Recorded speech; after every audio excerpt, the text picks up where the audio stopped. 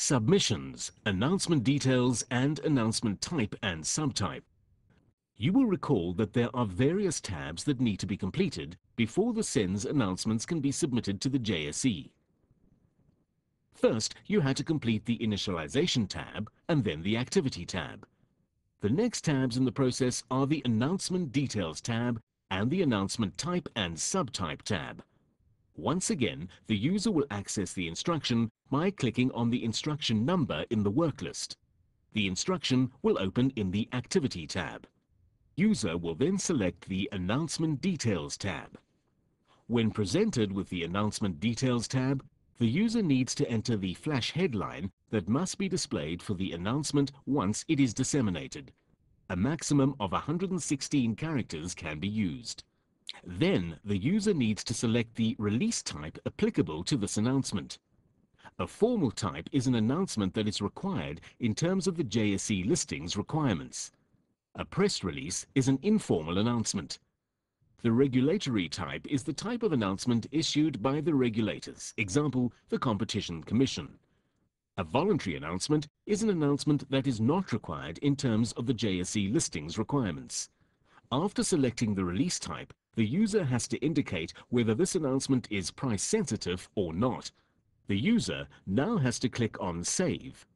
Please note that if you don't save the information on this tab and you move on to another tab, all the information on this tab will be lost. The user will now select the next tab in the process, Announcement Types and Subtypes. On this screen, the user needs to select the relevant types and subtypes for this announcement. The user can select more than one type and subtype and must make sure that all the relevant types and subtypes are selected. The full comprehensive list, including the definitions of the types and subtypes, are available on the JSE website. Please note that the JSE will send your announcement back for rework if the announcement types and subtypes are incorrect or incomplete.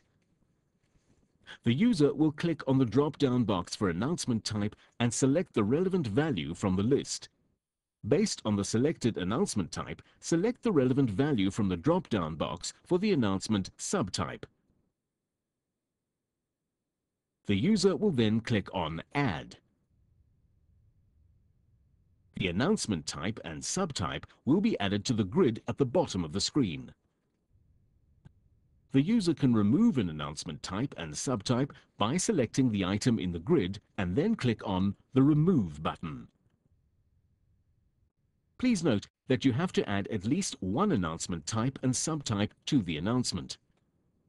Please refer to the submissions, documentation, and supporting documentation for the next video in this series.